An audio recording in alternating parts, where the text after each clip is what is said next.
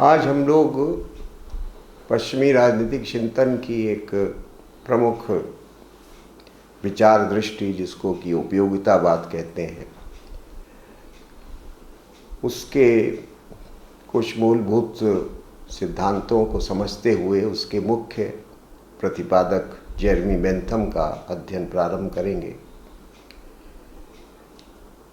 और ये जो विचारधारा है ये कई नामों से जानी जाती है। इसका उपयोगितावाद का जो है नाम है वो ज़्यादा प्रचलन में है, ज़्यादा परिचित है। लेकिन इसको हिडोनिज्म भी कहा गया है, यानी सुखवाद भी कहा गया है। और सेबाइन जैसे विद्वानों ने इसके लिए फिलॉसफिकल रेडिकलिज्म यानी दार्शनिक उग्रवाद का भी इस नामकरण का भी चयन किया है।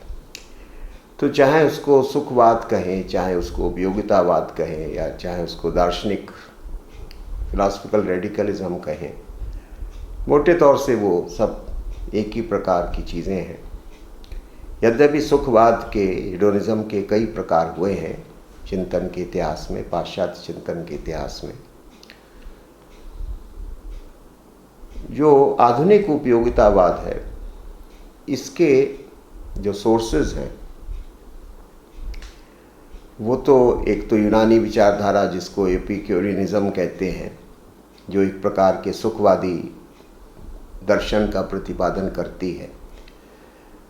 तो एपिक्यूरस द्वारा प्रतिपादित एपिक्यूरियनिज्म इसका एक प्रेरणा स्रोत रहा है। और आधुनिक काल में इसके कई प्रेरणा स्रोत रहे हैं, जैसे कि हॉब्स है, या हचेसन है, या हेल्वेटियस है। इंग्लैंड के और फ्रांस के कई दार्शनिक इस उपयोगितावादी दृष्टिकोण के अग्रज रहे हैं। डेविड ह्यूम का भी हम लोगों ने अध्ययन किया, तो डेविड ह्यूम भी यूटिलिटी को, उपयोगिता को जीवन का एक बहुत ही महत्वपूर्ण आधार मानता है। तो एक अर्थ में उपयोगितावादी दृष्टिकोण का एक प्रारंभिक विचारक, एक प्रोजेनिटर वो भी है। तो इन सबके प्रभाव को ग्रहण करते हुए बेंथम ने उपयोगितावाद का एक व्यवस्थित दर्शन, एक सिस्टमेटिक फिलॉसफी प्रतिपादित करने का काम किया। दूसरी बात यह है कि जो हेडोनिज्म है, जो सुखवाद है, उसके दो प्रकार माने जाते हैं दर्शन शास्त्र में। एक साइकोलॉजिकल हेडोनिज्म है और दूसरा एथिकल हेडोनिज्म है। बेंथम इन दोनों प्रकार के सुखवाद को अंगीकार करता है। साइकोलॉजिकल हेडोनिज्म का, मनोवैज्ञानिक सुखवाद का आशय ये है कि इसमें ये माना जाता है कि हर मनुष्य की मूल प्रवृत्ति ही सुख को प्राप्त करने की होती है और दुख से, कष्ट से बचने की होती है। यानी ये एक इसेंशियल ह्यूमन साइकोलॉजी है कि वो सुख की ओर ही प्रवृत्त होगा और दुख से वो अपने को बचाने का प्रयास करेगा। तो ये जो साइकोलॉजिकल हेडोनिज्म है वो मानव मनोविज्ञान को रेखांकित करता है कि मनुष्य की जो मूल मनोवैज्ञानिक संरचना है वो किस प्रकार की है। हम लोग हॉब्स के कॉन्टेक्स्ट में पढ़ चुके हैं कि हॉब्स भी इसी बात को स्वीकार करता है कि मनुष्य जो है हेडोनिस्टिक यानी सुखवादी होता है। उसका सिद्धांत कहा ही जाता है कि मनुष्य जो है वो उसने हेडोनिस्टिक इगोइज्म का प्रतिपादन किया कि अपने सुख, आत्म सुख के लिए वो निरंतर प्रयत्नशील रहता है। तो इसलिए साइकोलॉजिकल हेडोनिज्म, और दूसरा है एथिकल हेडोनिज्म, यानी सुख केवल हम चाहते ही नहीं हैं, उसकी केवल इच्छा ही नहीं करते, बल्कि सुख ही जीवन का सर्वोच्च मूल्य भी हम मानते हैं। सुप्रीम वैल्यू जो है वो प्लेजर या हैप्पीनेस है। इसलिए इसको कहते हैं एथिकल हेडोनिज्म। यानी जो एथिकल हेडोनिज्म है वो हेडोनिस्टिक एथिक्स को मानती है, सुखवादी नैतिकता को स्वीकार करती है कि जो सुख जो है वो जीवन का सर्वोच्च लक्ष्य है, जीवन का एंड होता है या होना चाहिए, और इसी की प्राप्ति के लिए मनुष्य के सारे प्रयास या सारी क्रियाएं होते हैं या होने चाहिए। तो बेंथम के चिंतन में ये साइकोलॉजिकल और एथिकल दोनों प्रकार का हेडोनिज्म विद्यमान है। एक अन्य बात ये है कि उपयोगितावादी दृष्टिकोण ने उदारवाद को एक नए तर्क पर स्थापित करने का कार्य किया। हम लोग जानते हैं कि उदारवादी विचारधारा तो बहुत पहले से चल रही थी यूरोपीय चिंतन में, दर्शन में। 16वीं-17वीं शताब्दी से उदारवादी दृष्टिकोण प्रारंभ हो चुका था और दिनों दिन सशक्त होता जा रहा था, विशेष तौर से इंग्लैंड में। लेकिन अभी तक का जो उदारवाद था उसका जो पक्ष पोषण किया जा रहा था वो व्यक्तिवाद का सिद्धांत तो उसमें था ही कि उदारवाद के केंद्र में व्यक्ति है, लेकिन व्यक्ति की स्वतंत्रता और उसके अधिकारों के प्रश्न को बहुत अधिक रेखांकित किया जा रहा था और इन अधिकारों को प्राकृतिक अधिकार माना जा रहा था, नेचुरल राइट के तौर से। यानी इस उदारवाद की, इसीलिए इसको नेचुरल राइट्स लिबरलिज्म कहा गया विद्वानों के द्वारा, कि अभी तक जो उदारवाद था उसका पक्ष पोषण नेचुरल राइट या नेचुरल लॉ और फिर कॉन्ट्रैक्ट के कॉन्सेप्ट्स के ऊपर हो रहा था। इन तर्कों के आधार पर उदारवादी मान्यताओं का पक्ष पोषण हो रहा था। और हम लोगों ने देखा कि हॉब्स हैं, लॉक हैं या थॉमस पेन हैं या दूसरे अन्य कई विचारक हैं, वो अपने अपने तरीके से उदारवादी मान्यताओं का पक्ष पोषण करते हुए प्राकृतिक विधि या प्राकृतिक अधिकार या अनुबंध के विचारों का प्रयोग करते हैं। लेकिन जब हम बेंथम में आते हैं, जब हम उपयोगितावादी दृष्टिकोण पर आते हैं, तो फिर हम देखते हैं कि उदारवाद को एक भिन्न तर्क पर, एक भिन्न औचित्य पर स्थापित किया जा रहा है। उसका जस्टिफिकेशन अब दूसरा दिया जा रहा है। लिबरल तो वो भी है, बेंथम भी लिबरल है, जे.एस. मिल भी लिबरल है, लेकिन इन लोगों का जो लिबरलिज्म है वो प्रिंसिपल ऑफ यूटिलिटी उसका जस्टिफिकेशन है। और अब ये लोग प्राकृतिक अधिकार, प्राकृतिक विधि, अनुबंध के सिद्धांतों को कतई अस्वीकार कर देते हैं। और बेंथम ने तो इन सब सिद्धांतों को उच्च स्तर का नॉनसेंस, उसकी जो शब्दावली है, नॉनसेंस अपॉन स्टिल्ट्स, कि बहुत ऊंचे दर्जे की मूर्खता है इस तरह की बातों का उल्लेख करना, इस तरह की अवधारणाओं का उल्लेख करना। प्राकृतिक अधिकार है या प्राकृतिक नियम है या अनुबंध पर राज्य आधारित है, तो उसने इसको स्वीकार किया। तो अब उदारवाद का जो जस्टिफिकेशन है वो प्रिंसिपल ऑफ यूटिलिटी से ग्रहण किया जाता है।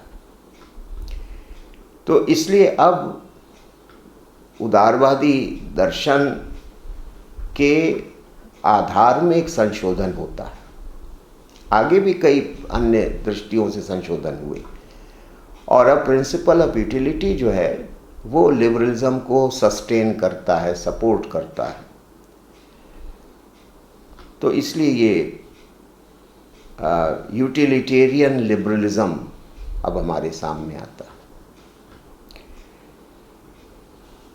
यानी अब जो उदारवाद है वो पुराने तर्कों से दूर जा रहा है और नए तर्कों पर अपने को स्थापित करने का प्रयास कर रहा है। ऐसा क्यों हुआ, ये भी, इस पर भी विचार करना आवश्यक है।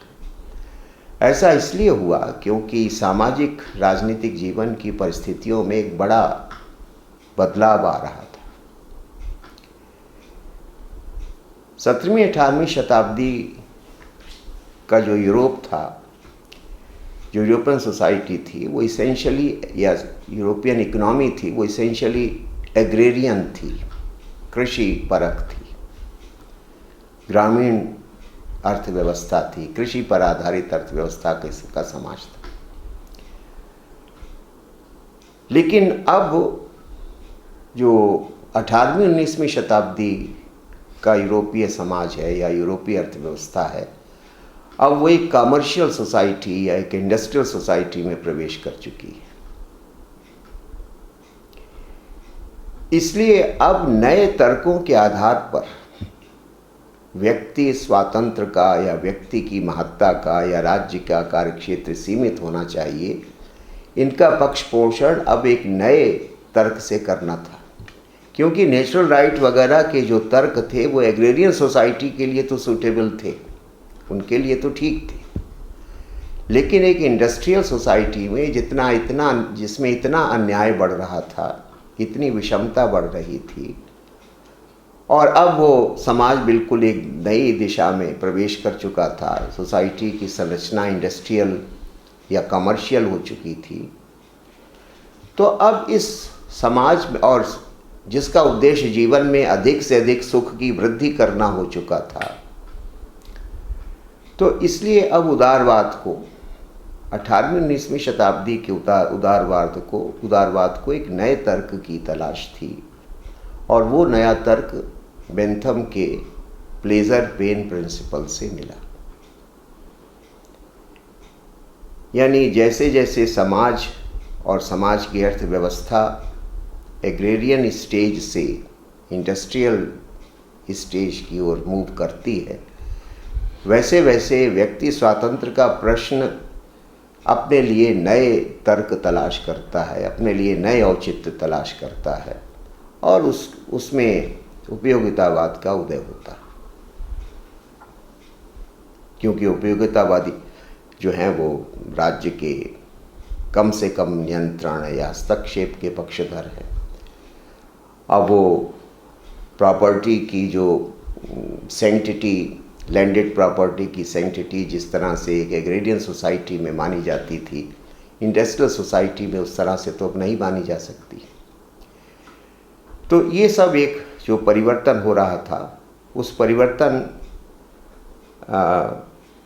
का मैनिफेस्टेशन उपयोगितावाद के रूप में हुआ।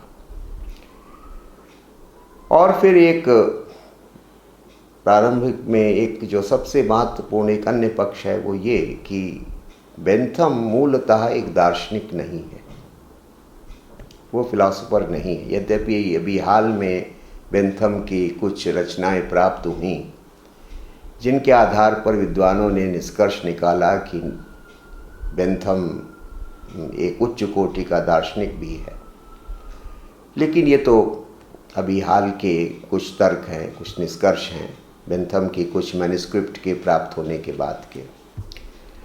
लेकिन वैसे सामान्यतः ये माना जाता रहा है पिछले कई 100 वर्षों में कि बेंथम इसेंशियली एक रिफॉर्मर है, सुधारक है,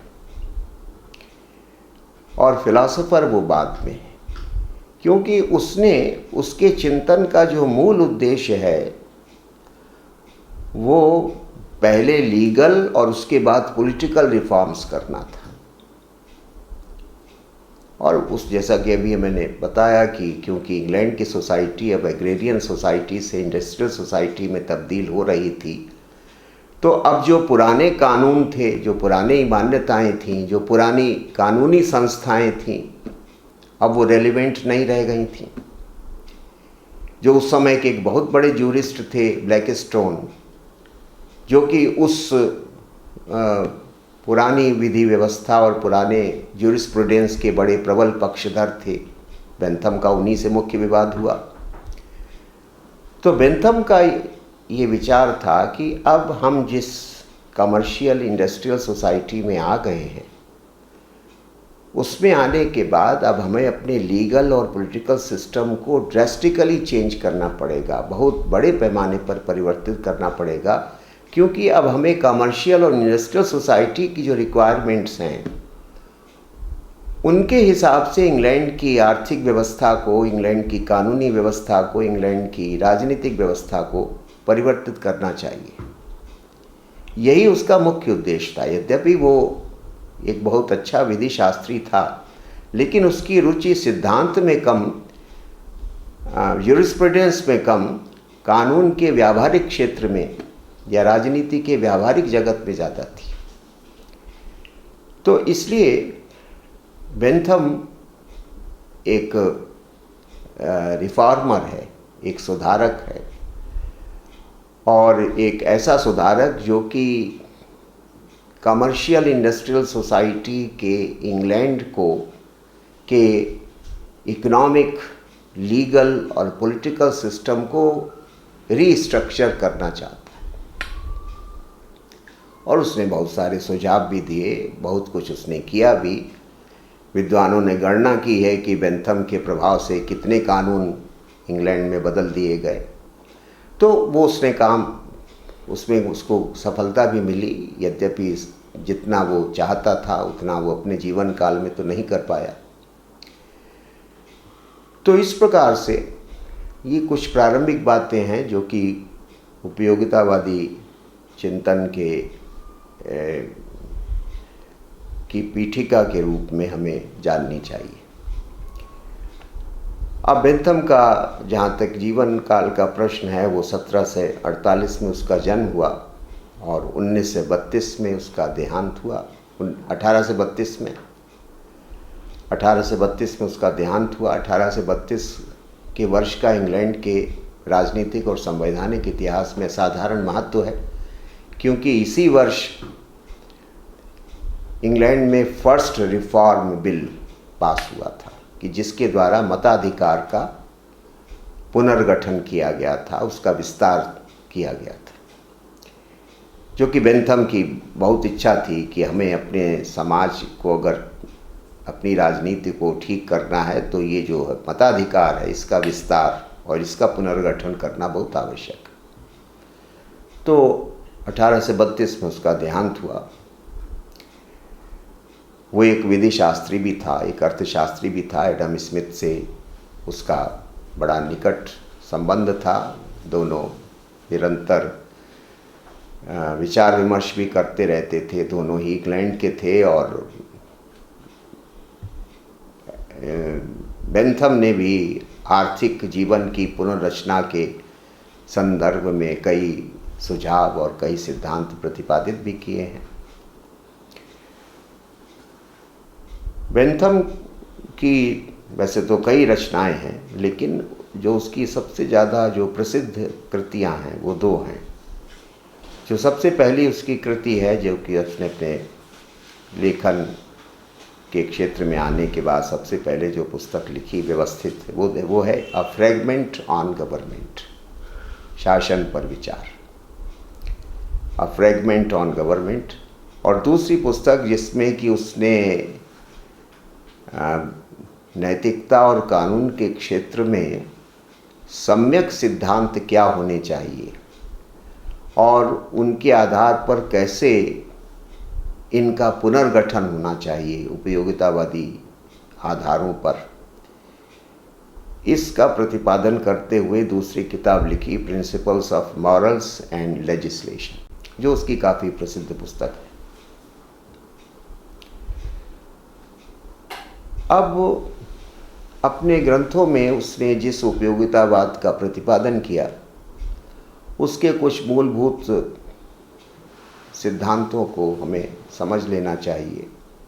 यद्यपि वे काफ़ी सर्वविदित हैं और काफ़ी सीधे साधे सरल सिद्धांत हैं, क्योंकि वो जैसे कि एक साइंटिफिक एक फार्मूला उसने देने की कोशिश की, जिसमें सीधी सीधी कुछ स्टेजेस हैं, उनको आप अगर समझ लीजिए तो वही बेंथम का उपयोगितावाद है।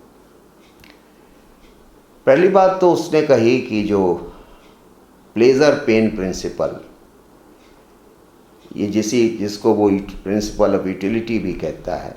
यूटिलिटी जो है वो व्यक्ति और समाज के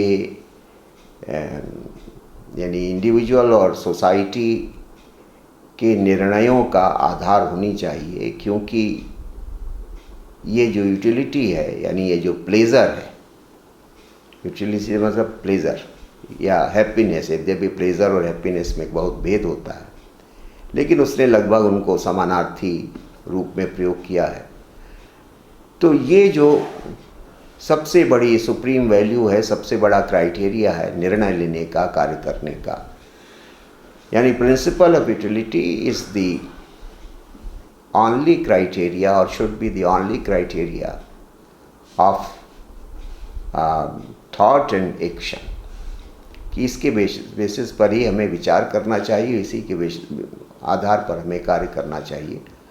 तो ये प्लेजर पेन प्रिंसिपल, और प्लेजर पेन प्रिंसिपल का वो कहता है कि भाई ये एक जो ऑब्जर्व्ड फैक्ट है ह्यूमन साइकोलॉजी का, वो ये कि हर व्यक्ति सुख चाहता है और दुख से निवृत्ति चाहता है, सुख की ओर प्रवृत्त होना चाहता है। ये मनुष्य की एक स्वाभाविक प्रवृत्ति होती है और हर मनुष्य की ये स्वाभाविक प्रवृत्ति होती है। और किसी समूह को भी अगर आप लें तो हर समूह भी ये चाहेगा कि हम सुख प्राप्त करें और दुख से हमारी निवृत्ति हो, दुख से बचें। तो इसलिए वो कहता है कि हमारा जीवन इन्हीं दो संप्रभुओं के आधार के अंतर्गत आता है। Nature has placed mankind under the governance of two sovereign masters, pleasure and pain, कि प्रकृति ने हमें इन दो संप्रभुओं के अधीन कर दिया है, एक सुख है और एक दुख है। सुख हम प्राप्त करना चाहते हैं, दुख से हम बचना चाहते हैं, और यही तय करते हैं कि हम क्या करेंगे, और यही तय करते हैं कि हमें क्या करना चाहिए और क्या नहीं करना चाहिए। तो इस आधार पर उसने कहा कि ये दो सॉवरेन मास्टर्स हैं, दो संप्रभु हैं, जिनके शासन में, जिनके नियंत्रण में हर व्यक्ति रहता है। तो ये जो प्रिंसिपल ऑफ यूटिलिटी है या प्रिंसिपल प्लेजर पेन प्रिंसिपल है, ये सर्वोच्च सिद्धांत है, सर्वोच्च मूल्य है, सर्वोच्च कसौटी है व्यक्ति, समूह, समाज के निर्णय और आचरण की। ऐसा उसने पहला तो उसने सूत्र उसके उपयोगितावाद का ये। अब दूसरी बात वो कहता है कि जो प्लेजर्स हैं, जो सुख हैं, वे अनेक प्रकार के होते हैं। उसने उसकी कोटियाँ भी बताई हैं, प्रकार भी बताए हैं, दुखों के भी प्रकार बताए हैं, उनका बहुत विस्तार से विश्लेषण किया है। लेकिन वो मुख्य बात ये कहता है कि जो प्लेजर्स हैं वे क्वांटिफाएबल हैं, यानी सुख संख्यात्मक होते हैं।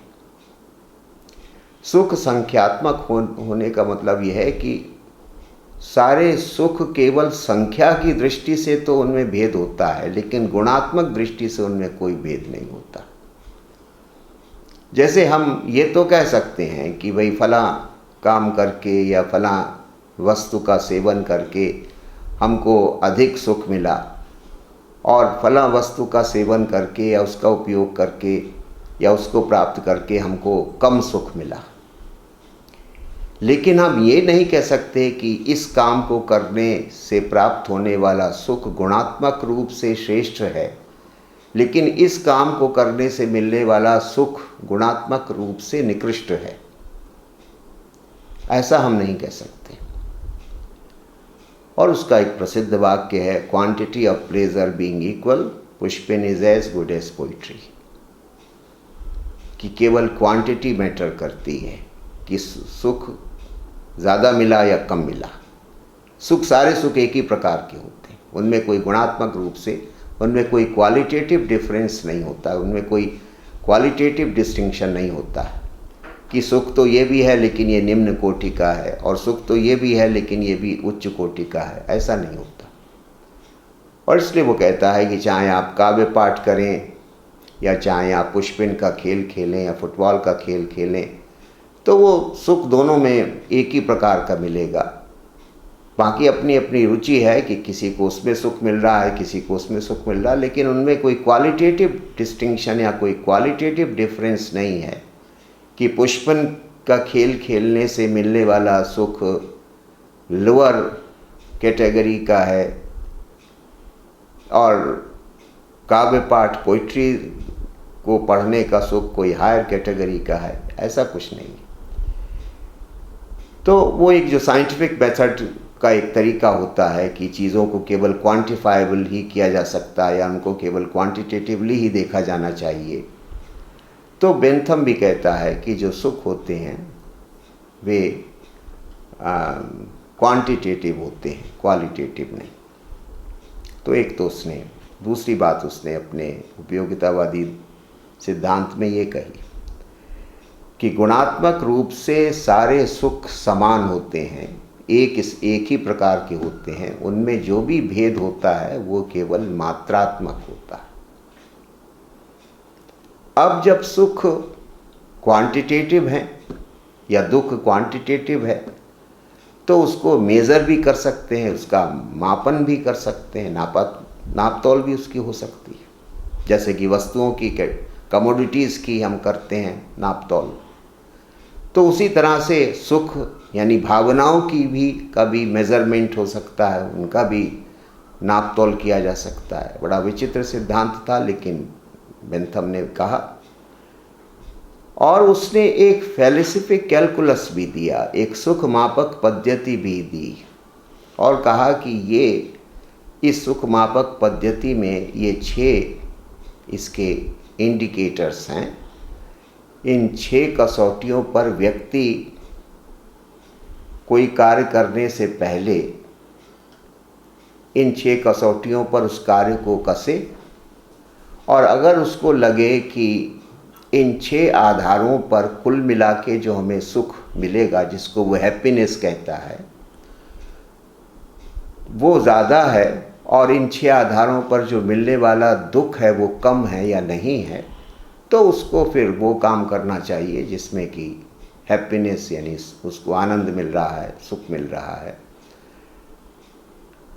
जब प्रश्न समूह का हो, समाज के सुख का प्रश्न हो, ये तो व्यक्ति के सुख का प्रश्न की तो 6 कसौटियाँ, लेकिन समाज के सुख का मापन करने की 7 कसौटियाँ। उसमें एक चीज़ और जोड़ देता है, एक्सटेंट, विस्तार, कि 6 चीज़ें तो हैं ही, लेकिन एक साथ साथ है कि जैसे मान लिया समूह है, समाज है, उसके लिए कोई पॉलिसी, कोई प्रोग्राम बनाना है, तो देखना पड़ेगा कि इस पॉलिसी प्रोग्राम से कितने लोगों को सुख मिलेगा और कितने लोगों को दुख मिलेगा। तो अगर ज़्यादा लोगों को सुख मिल रहा है तो वो पॉलिसी प्रोग्राम ठीक है, उसको बनाना चाहिए। इसको एक्सटेंट कहते हैं। तो वो कहता है कि इस फैल्सिफिक कैलकुलस के आधार पर आप बिल्कुल सटीक निर्णय ले सकते हैं, बिल्कुल साइंटिफिक डिसीजन आपका होगा, सही निर्णय होगा। अगर आप अपने एक्शन को, अपनी पॉलिसी को, प्रोग्राम को इन आधारों पर कस के देखेंगे तो आपको बिल्कुल सटीक उत्तर मिल जाएगा और फिर वो आप काम पूरे विश्वास के साथ कर सकते हैं और आपके आनंद की वृद्धि होगी, सुख की वृद्धि होगी, मैक्सिमम प्लेजर आपको मिलेगा और पेन का अंश बहुत ही मिनिमम होगा, उसके आगे वो प्लेजर बहुत ज़्यादा होगा। तो ये जो 6 क्राइटेरिया उसने बताए वो है इंटेंसिटी यानी तीव्रता, सुख की तीव्रता कितनी ज़्यादा है या कम है, ड्यूरेशन, सुख कितने समय तक मिलता है, ज़्यादा समय तक मिलता है या कम समय के लिए ही मिल रहा है, तो ड्यूरेशन भी उसकी देखनी पड़ेगी। सर्टेनिटी, जो काम हम करने जा रहे हैं उसमें सुख मिलने की कितनी निश्चितता है या कुछ अनसर्टेनिटी है, तो सर्टेनिटी और अनसर्टेनिटी ये भी एक डिटर्मिनेंट है। प्रोपेंक्विटी, सुख प्राप्त करने, सुख हमें अपने निकट या अल्प प्रयास से, कम प्रयास से ही प्राप्त हो जाएगा या उसके लिए कहीं दूर जाना पड़ेगा, ज़्यादा मेहनत करनी पड़ेगी, तो ये भी एक फैक्टर है। जाहिर है कि अगर कोई काम अल्प प्रयास से हो जाता है, हमारे आसपास के ही संसाधनों से हो जाता है, तो वो ज़्यादा सुखकारी होगा, आनंददायक होगा। किसी काम के लिए हमको दूर तक दौड़ भाग करनी पड़ेगी, बहुत सारे चीज़ों को, जटिलताओं का सामना करना पड़ेगा, तो फिर वो सुख उसमें कम मिलेगा, दुख उसमें ज़्यादा मिलेगा। तो प्रोपेंक्विटी, फेकेंडिटी, उत्पादकता। अगर जिस सुख को हम लक्ष्य कर रहे हैं, हमको ये समझ में आता है कि ये सुख तो मिलेगा ही, लेकिन इसके परिणाम स्वरूप हमें एक और सुख भी मिलेगा, यानी वो सुख प्रोडक्टिव होगा कि जितना जो हम चाह रहे हैं वो तो मिलेगा ही मिलेगा, उसके साथ कुछ ऑक्सिलरी के तौर से कुछ और चीज़ें भी मिल जाएंगी। तो इसको कहते हैं फेकेंडिटी, कि सुख की उत्पादकता कितनी है। तो अगर कोई सुख ज़्यादा उत्पादक है तो वो हमें वही मार्ग चलना चाहिए, और अगर कोई ऐसा सुख है जो कि बिल्कुल उत्पादक नहीं है या कम उत्पादक है, तो वो तो हमारे कष्ट की वृद्धि ज़्यादा करेगा, तो उससे बचना चाहिए। तो फेकेंडिटी का भी विचार करना चाहिए। और प्योरिटी, शुद्धता, कि जो सुख हमें मिलने वाला है, जो कार्य हम करने जा रहे हैं, उससे जो सुख मिलेगा वो कितना शुद्ध होगा, अनएडल्टरेटेड कितना होगा। ऐसा ना हो कि सुख तो मिलेगा लेकिन थोड़ा उसमें कष्ट भी मिल सकता है। मान लिया हम किसी रेस्टोरेंट में खाने जा रहे हैं, लेकिन वहाँ पर एयर कंडीशनर की व्यवस्था नहीं, तो खाना खाने में उतना आनंद नहीं आएगा, क्योंकि गर्मी का कष्ट झेलना पड़ेगा। तो वो सुख तो है लेकिन वो प्योर प्लेज़र नहीं है। उस प्लेज़र के साथ थोड़ी इम्प्योरिटी ये है कि हमको गर्मी लग रही है, इसलिए खाना खाने का जो पूरा मज़ा है, जो आनंद है, उससे हम वंचित हो रहे हैं। तो इसको प्योरिटी ऑफ प्लेज़र कहते हैं। तो वो कहता है कि अगर इन आधारों पर हम हर काम को कस के देखेंगे और उसके बाद सबकी एनालिसिस करके, अब ये कैसे होगा ये वो भी नहीं बता पाया, और बात के विद्वानों ने भी इसको नहीं समझ पाया कि आखिरकार ये फेलिस्टिक कैलकुलस तो है, लेकिन इसको अप्लाई कैसे किया जाए। तो वो एक थ्योरेटिकल बात कह दी उसने। तो इन 6 चीज़ों के आधार पर हम किसी कार्य का निर्णय करें कि हमें क्या करना है या क्या करना चाहिए और क्या नहीं करना है या क्या नहीं करना चाहिए। और अगर इसके आधार पर हम निर्णय लेंगे तो हमारा निर्णय हमेशा सुखदायक होगा, यानी सही होगा। यानी जो निर्णय हमारा होगा वो राइट डिसीजन भी होगा। राइट और रॉन्ग का क्राइटेरिया भी प्लेजर पेन प्रिंसिपल है। हर चीज़ का क्राइटेरिया प्लेजर पेन प्रिंसिपल है। What is right? तो राइट वही है जो कि प्लेजरेबल हो, सुखदायक हो। What is wrong? गलत वही है, अनुचित वही है जो कि दुखदायक हो। तो इसलिए अगर हम इस फेल्सविक कैलकुलस को इंडिविजुअल एक्शंस में अप्लाई करेंगे तो हमारे निर्णय हमेशा सही दिशा में होंगे, यानी सुखदायक होंगे।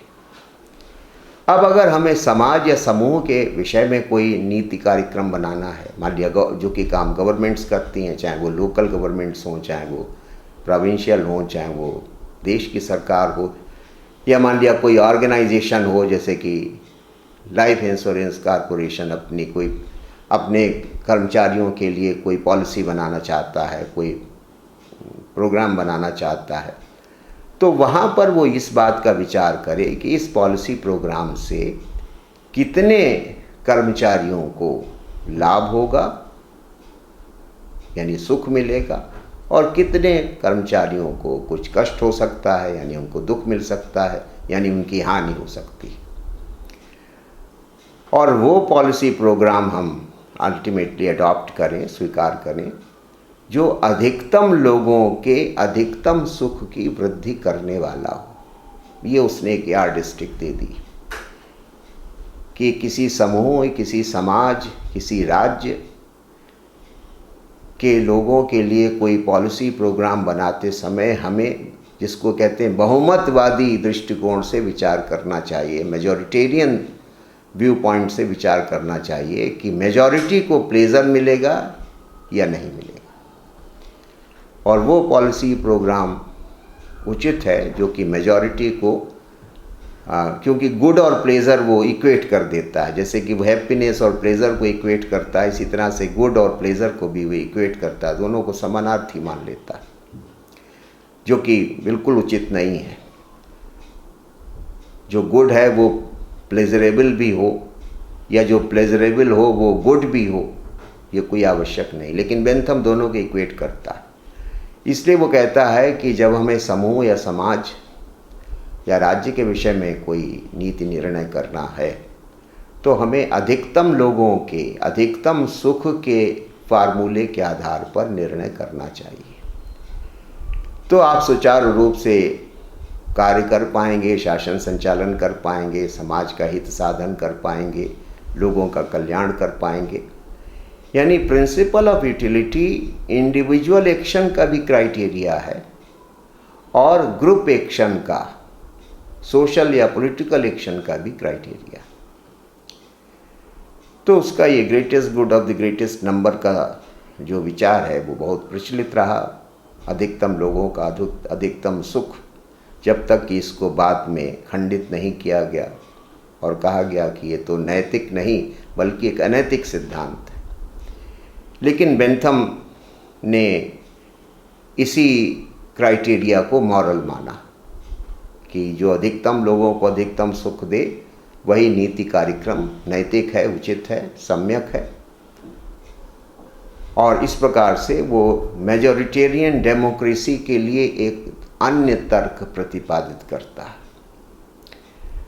पाश्चात्य चिंतन में जो डेमोक्रेसी का विचार आया वो शुरू से ही मेजॉरिटेरियन, उसका चरित्र शुरू से ही मेजॉरिटेरियन डेमोक्रेसी का रहा, बहुमत केंद्रित लोकतंत्र।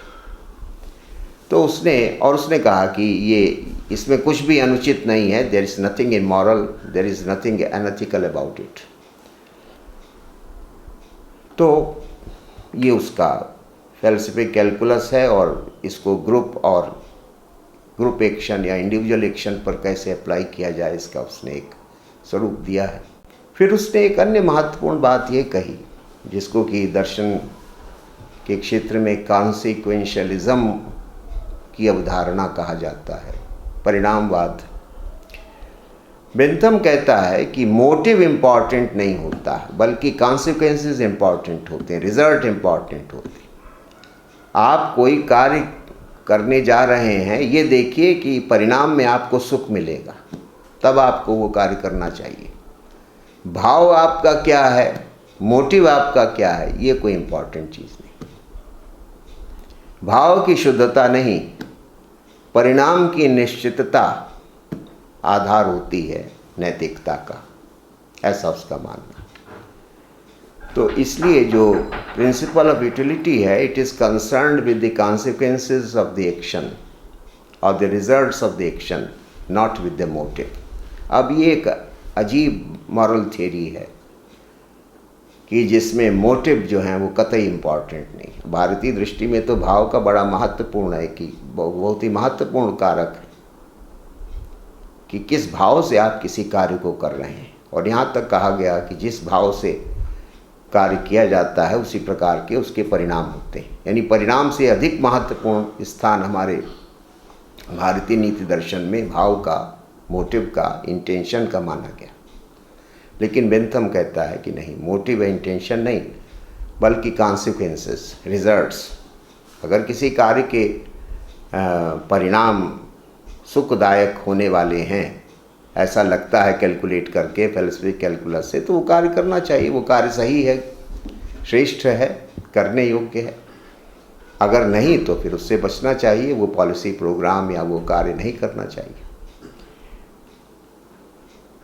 और एक अन्य, तो इस प्रकार से वो कहता है कि ये जो हमने प्लेजर पेन प्रिंसिपल प्रतिपादित किया है वो ऑब्जेक्टिव भी है, वस्तुनिष्ठ है। हर एक के पास ये फेल्सिफिक कैलकुलस अवेलेबल है हर आदमी इसका अप्लाई कर सकता है और सही निष्कर्ष पर पहुंच सकता। तो ये प्रिंसिपल ऑफ यूटिलिटी जो है वो ऑब्जेक्टिव प्रिंसिपल है, वेरीफाइबल भी है। इसमें इसको आप सत्यापित भी कर सकते हैं कि अगर मान लिया किसी को अप्लाई करना नहीं आ रहा है या कोई गलत अप्लाई कर रहा है या अप्लाई कर रहा है लेकिन परिणाम जो आना चाहिए वो नहीं आ रहा है, तो जैसे कि साइंटिफिक एक्सपेरिमेंट्स में, लेबोरेटरीज में होता है कि चीज़ों को बार बार वेरीफाई करके देखा जाता है कि यही है कि कुछ और है। तो उसी तरह से वो कहता है कि ये भी फार्मूला एक ऐसा है फ़लसफ़े कैलकुलस का कि इसको वेरीफाई आप कर सकते हैं बार बार, और अनइक्विवोकल है। इसकी सफलता को लेकर कोई संशय नहीं हो सकता। सफलता मिलेगी ही मिलेगी, निष्कर्ष आपका सही होगा ही होगा अगर आप इस फार्मूले के आधार पर काम करेंगे। तो इसलिए वो कहता है कि जो हमारा उपयोगितावाद है, जो हमारा प्रिंसिपल ऑफ यूटिलिटी है, वो वस्तुनिष्ठ भी है, सत्यापित करने की क्षमता भी इसमें है, वेरीफाइबल भी है और अनइक्विवोकल भी है। निष्कर्ष को लेकर कोई संशय इसमें नहीं होगा अगर आप उसको ठीक से अप्लाई करेंगे तो। और अंतिम बात उसने जो कही अपने सूत्रों का प्रतिपादन करते हुए वो ये कि ये प्रिंसिपल ऑफ यूटिलिटी एक सार्वभौमिक सिद्धांत है। मनुष्य के हर प्रकार के आचरण को इसके आधार पर जांचा परखा जा सकता है, ऐसा उसका कहना है। इसलिए वो कहता है कि ये प्रिंसिपल ऑफ यूटिलिटी जो है एक यूनिवर्सल प्रिंसिपल है। All explanations of human conduct can be made on the basis of this principle of utility. हर प्रकार का आचरण, हर प्रकार का व्यवहार, हर प्रकार की नीति कार्यक्रम को आप इसके आधार पर इवेल्युएट कर सकते हैं, ऐसा उसका मानना है। अब उसने कुछ दृष्टांत भी दिए कि जैसे अब कोई कहे कि भाई जो सन्यासी है वो तो प्रिंसिपल ऑफ यूटिलिटी के खिलाफ काम कर रहा है, उसका जो आचरण है वो तो उपयोगितावादी सिद्धांत के विरुद्ध है। क्यों? क्योंकि वो तो त्याग में, वैराग्य में, अपने को कष्ट देने में, तप में सुख देख रहा है, ये सब कर रहा है, वो सब काम तप कर रहा है, त्याग कर रहा है, तो वो तो अपने को कष्ट दे रहा है, दुख दे रहा है। तो बेंथम कहता है कि नहीं नहीं, ऐसा नहीं है। वो अपने कष्ट को अपने त्याग में सुख देख रहा है, वो भी सुख ही ढूंढ रहा है, लेकिन वो अपना सुख त्याग में और तप में और कष्ट में ढूंढ रहा है। यानी जो एसेटिज्म है, जैसा कि उसने कहा, एक जो एसेटिक है, एक जो विरागी है, वो जो है वो भी प्लेजर पेन प्रिंसिपल को अप्लाई कर रहा है, लेकिन वो मिस अप्लाई कर रहा है ना। Asceticism is nothing but misapplication of the pleasure pain principle, ऐसा वो कहता है कि सुख उसको, जहाँ सुख वो भी चाह रहा है लेकिन वो गलत जगह पर सुख को ढूंढ रहा है, गलत चीज़ों में सुख को ढूंढ रहा है। इसलिए वो प्लेजर पेन प्रिंसिपल तो वो जानता है, लेकिन उसको अप्लाई गलत कर रहा है, उसका उपयोग गलत कर रहा है। और इसलिए वो कहता है कि नहीं, हमें तो त्याग में, वैराग्य में आनंद आता है। या इसी तरह से कोई कहता है कि नहीं, हम तो अपने अंतःकरण के हिसाब से काम करते हैं, सुख और दुख के आधार पर नहीं। तो बेंथम कहता है कि अंतःकरण तो क्या बता सकता है, जो वॉइस ऑफ कॉन्शियंस है वो कभी क्लियर या अनइक्विवोकल तो होती नहीं। मनुष्य में अनेक प्रकार के भाव, इच्छाएं, भावनाएं आती रहती हैं। तो अंतःकरण तो कोई अच्छा गाइड होता नहीं। अंततः अंतःकरण के नाम पर हम वही काम करते हैं जो कि सुखदायक होता है। किसी का भी अंतःकरण जो भी उसको सही मार्गदर्शन करेगा वो वही मार्ग बताएगा जो कि सुखदायक हो, जो कि प्लेजर मैक्सिमाइज करने वाला। तो इसलिए वो कहता है कि ये कहना कि नहीं, कुछ लोग प्लेजर पेन प्रिंसिपल को नहीं बल्कि कॉन्शियस को अपना गाइड मानते हैं, ये भी विचार सही नहीं है। तो इसलिए वो कहता है कि मनुष्य, सभी प्रकार के मनुष्यों की सभी प्रकार की क्रियाओं पर, सभी प्रकार के निर्णयों पर यही सिद्धांत प्लेजर पेन प्रिंसिपल लागू होता है। इसी प्रिंसिपल ऑफ यूटिलिटी के आधार पर हम सब लोग कार्य व्यवहार करते हैं। तो इसलिए एक ये यूनिवर्सल प्रिंसिपल है, ऐसा उसका मानना है। तो इस प्रकार से बेंथम ने उपयोगितावाद के कुछ मूल सूत्र प्रतिपादित किए और ये उसका सुखवाद या उपयोगितावाद का सिद्धांत है। अब इसके आधार पर ही उसने सुधारवाद का पक्ष पोषण किया, जो उसका रिफॉर्मिज्म है, जो रिफॉर्म होने हैं लॉ में या इकोनॉमी में या पॉलिटिक्स में, वो भी इसी क्राइटेरिया पर होने, इसी सिद्धांत के आधार पर होने हैं, ऐसा उसका विचार है।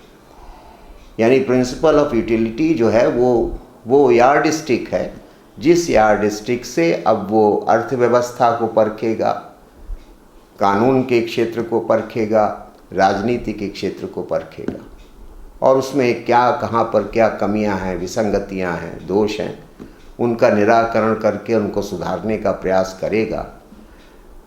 तो ये जो उसका रिफॉर्मिज्म है, इसके जो विभिन्न पक्ष हैं, उनके ऊपर अब हम लोग अगले व्याख्यान में विचार करेंगे।